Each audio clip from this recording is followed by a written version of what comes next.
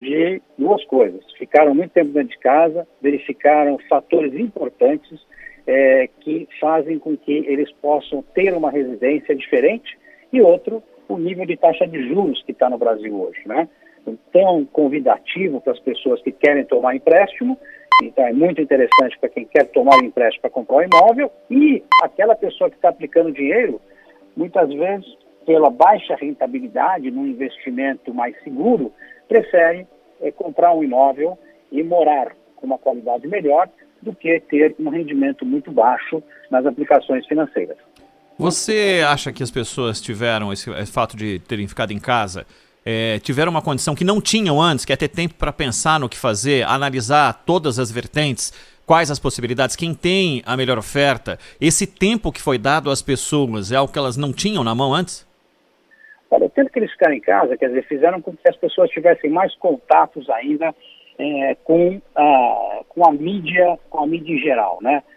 Os contatos via internet ficaram mais frequentes através das videoconferências, dos Zooms, usando várias ferramentas, e também as pesquisas na internet. Então as pessoas começaram a atuar mais pesquisando, que é muito mais veloz você pesquisar vários empreendimentos na internet do que você visitar fisicamente. Então, muitas vezes a decisão, a procura, ela fica muito mais rápida, e você tem mais tempo até para refletir, né? Se você não gasta tanto tempo se deslocando, você tem ali o seu cardápio todo de oportunidades de aquisição dentro dos sites, quer seja das construtoras ou quer seja de outros sites, e você gasta mais tempo realmente, como você falou, para discutir com a sua família e tomar a decisão que é a decisão que eles acham que é mais correta. Zaidan. Luiz Antônio França, boa tarde. Claro que quando a gente fala em mercado imobiliário, a gente está falando de algo heterogêneo, né? Você tem o imóvel comercial, para uso comercial, o imóvel para uso residencial, e o imóvel para escritórios especificamente, né? Isso se tornou muito comum. E quando a pandemia se tornou inevitável e começou a ter suas consequências sociais, econômicas, a gente imaginava o seguinte: bom, haverá oferta, né? Muitas empresas estarão em dificuldade considerável, talvez abram mão do local onde estão, ou deixem o local onde estão com aluguel, pagando aluguel. Então haverá mais imóveis desocupados e mais oferta. Imóveis residenciais, muita gente que deixa ali o apartamento que tem para alugar, fica esperando que haja uma oferta que considere correta, justa, mas de repente numa crise como essa passa a querer que pelo menos alguém que pague o condomínio.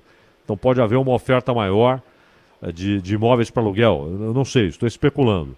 E por outro lado, claro, grande parte da população perdeu dinheiro, perdeu renda. Mas há aqueles que têm dinheiro, invariavelmente, e numa situação como essa de oferta, acabam encontrando ótimos negócios, porque têm dinheiro e encontram produtos mais baratos, no caso imóveis. Esse é um caminho, essa linha de raciocínio é correta?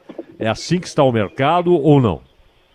Olha, o mercado residencial com certeza não está assim. A gente tem visto o mercado bastante aquecido, tanto nas vendas dos imóveis novos, quanto também na venda dos imóveis usados. A gente tem tido relatos de pesquisas nos imóveis usados, por exemplo, que imóveis que estavam aí para vender há algum tempo, de repente, pumba, foi vendido. Então, isso mostra uma procura bastante boa. E a nossa pesquisa da Abraim que mostrou como é que estão as vendas. Então, a gente está vendo um comportamento muito positivo por parte do comprador. Eu entendo o teu raciocínio, ele está correto quando você discute o fato de algumas pessoas eventualmente terem alguma dificuldade financeira, mas você tem um volume muito grande de pessoas que não estão nessa dificuldade financeira e estão olhando o mercado imobiliário como uma oportunidade. Quer seja como oportunidade de investimento, quer seja como uma oportunidade de melhorar a sua moradia. Isso nós estamos falando no mercado residencial. No mercado comercial, muito se discutiu realmente, mas as empresas, cada uma está se readequando de um jeito. Por exemplo, tem uma grande empresa na cidade de São Paulo que ela vai fazer um home office durante algum determinado período para sempre. Só que o que ele fez? Ele fez um espaçamento das mesas maior, portanto, ele vai continuar utilizando a mesma metragem quadrada que ele utilizava, e os funcionários terão sempre mais segurança de estar trabalhando naquele ambiente. Então a gente está vendo uma adequação e cada um está se adequando de uma maneira. Então, quando a gente vê imóveis comerciais, nós estamos vendo também um movimento, muita gente procurando imóvel comercial para compra. Vislumbrando o quê? Vislumbrando o aluguel desse imóvel comercial, dado que o cenário hoje no mundo e no Brasil de taxa de juros, de retorno, de investimentos seguros, ele está muito reduzido. Então a gente vê também este grande movimento de investidores, tanto no mercado de imóveis comerciais, quanto no mercado de imóvel residencial. Claro, porque não está muito atraente simplesmente colocar dinheiro em aplicações, já que o retorno é muito baixo, né? Juros muito baixos. Agora, as incorporações, os novos edifícios, os novos prédios, eles sofreram algum impacto em termos físicos da construção civil com a pandemia, por exemplo, a necessidade de adotar medidas de proteção para os trabalhadores, para os operários? Houve algum impacto econômico, algum atraso por conta disso, não? Não houve atraso nenhum, mas houve algo revolucionário dentro dos empresários do segmento de incorporação, e eu posso dar o testemunho dentro dos empresários que são os empresários que compõem a Abrainc. Os empresários que compõem a Abrainc, no primeiro momento, eles se preocuparam com a saúde dos operários, consultamos diversos médicos, estabelecemos procedimentos, certo, para que as pessoas pudessem trabalhar com segurança nas obras. E isso aconteceu, e é uma coisa importante. Você veja que eu falei empresários e presidentes de empresas, aquelas empresas que você não tem um dono, o presidente de empresa focou nisso. O resultado disso é um resultado muito interessante, porque nós fazemos uma pesquisa com 67 mil operários. E dos 67 mil operários, nós tivemos, infelizmente, mortes. Não podemos atribuir a morte ao canteiro de obra, a infecção ao canteiro de obra, tá? Mas tivemos 10 mortes e estamos já há 2 meses e meio sem nenhuma morte. Então, isso provou que quando você tem um procedimento e você acompanha esse procedimento de segurança, você tem a segurança de ter o seu operário trabalhando. Dentro das obras, todos sabem que você já tem procedimento de segurança, as pessoas têm que usar todo o equipamento de segurança. Então, foi muito fácil implantar dentro da obra mais alguns procedimentos de segurança com relação à saúde direcionado ao Covid. Senhor Luiz Antônio França, eu não sei se o senhor mora em São Paulo. Em São Paulo, mora em São Paulo. Então o senhor sabe bem que é uma discussão antiga a respeito do centro de São Paulo, que é uma região realmente peculiar, né? Então ali você tem transporte, metrô à vontade, linhas de ônibus, dá para sair para todo lado, rápida e facilmente, principalmente com o metrô. Prédios, alguns formidáveis, né? Com construções antigas e apartamentos muito bons. E recentemente, depois das 6 da tarde, depois das 7 da noite, o centro muitas vezes parece um ermo, um deserto. Quem já saiu do trabalho vai embora e aquilo fica ali quase abandonado, a não ser por gente que mora na rua, etc. E um outro morador, um outro comerciante cujo negócio vai até um pouco mais tarde. E há muito tempo a discussão a respeito da ideia de se revigorar o centro de São Paulo, né? Restaurar o centro de São Paulo. E a prefeitura, inclusive, fala que isso teria um impacto muito grande no mercado imobiliário. Então, pessoas que hoje muitas vezes têm de morar muito longe da região central, em lugares onde não há, inclusive, infraestrutura necessária, não há transporte, não há um posto de saúde, muitas vezes não tem nem saneamento básico, e o centro ali com muitos imóveis desocupados. O senhor acredita que essa restauração acontecerá a curto prazo? E segundo, o mercado imobiliário vê com bons olhos, acha que seria um acontecimento importante? A sua pergunta ela é simplesmente fantástica. Eu não vou repetir tudo o que você falou, porque tudo que você falou é um diagnóstico muito preciso. Eu vou dizer para você o seguinte: temos interesse em investir no centro? Sim. Só que um edifício ícone em São Paulo, como o edifício Copan, hoje a lei de zoneamento não permitiria que ele fosse construído.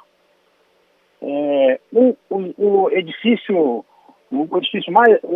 que foi por muitos anos o edifício mais alto de São Paulo, que também está no centro da cidade, hoje lá não seria possível. Então, o que acontece? Tem que haver uma readequação importante na lei de zoneamento, tá certo? Não só para o centro, mas também para outras regiões, para que viabilize a construção nesses locais. Então, é uma questão de readequação, uma questão de calibragem na lei de zoneamento.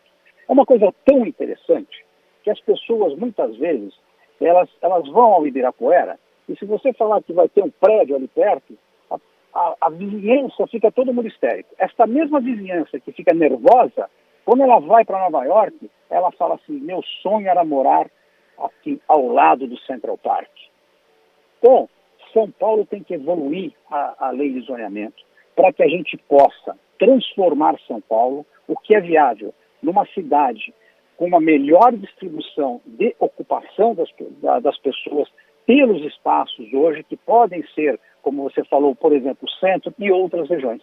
Então, eu acho que é viável sim, mas é imperativo que haja uma lei de zoneamento que permita uma construção hoje muito mais moderna, adequada aos tempos de hoje na cidade de São Paulo. Mas o senhor entende que há vontade política para isso? Os senhores são os maiores interessados de um dos lados, para que isso vá adiante. O senhor percebe isso? Na verdade, nós não somos... Por que as pessoas falam que nós somos interessados? O nosso negócio é atender o comprador. Veja bem, se eu fizer um apartamento de 2 quartos sem garagem, eu vou fazer aquele apartamento porque tem público. Por que eu não vou fazer esse apartamento? Porque não tem público. Então, aquilo que eu construo é para vender. Então, se eu tenho um público que é um apartamento de 1 quarto com 2 vagas de garagem, eu vou construir e eu vou tomar esse risco da incorporação, porque se não tiver público comprador, eu não vendo e eu perco dinheiro. Esta flexibilização que tem que entender. O incorporador, na verdade, ele atende quem? Ele atende ao cliente comprador. Se ele fizer o produto errado, o cliente comprador não comprará, correto? Portanto, a lei de zoneamento ela não pode ser tão engessada, porque ela, inclusive, ela chegou no nível de engessamento que você não consegue atender às necessidades da população que quer comprar imóveis em certas regiões.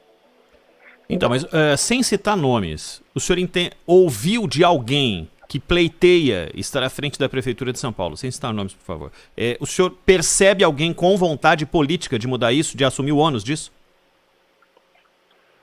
Olha, nós estamos em constante conversa com a Prefeitura de São Paulo, tá certo? Para isso, é um processo longo, porque ele também depende da Câmara Municipal de São Paulo, tá certo? Então, é um processo em que a gente tem toda uma dependência, não só da Prefeitura, mas também da Câmara Municipal de São Paulo. Então, tem que haver, dentro da Câmara de Vereadores, tá certo? Um entendimento de que o que eles estão atendendo diretamente o eleitor dele que quer morar melhor e quer morar melhor em determinadas regiões. Luiz Antônio França, presidente da Associação Brasileira de Incorporadoras Imobiliárias. Luiz Antônio, muito obrigado pela atenção com a Rádio Bandeirantes. A gente se fala numa próxima oportunidade. Até mais. Eu que agradeço a vocês. Muito obrigado pela oportunidade. Valeu.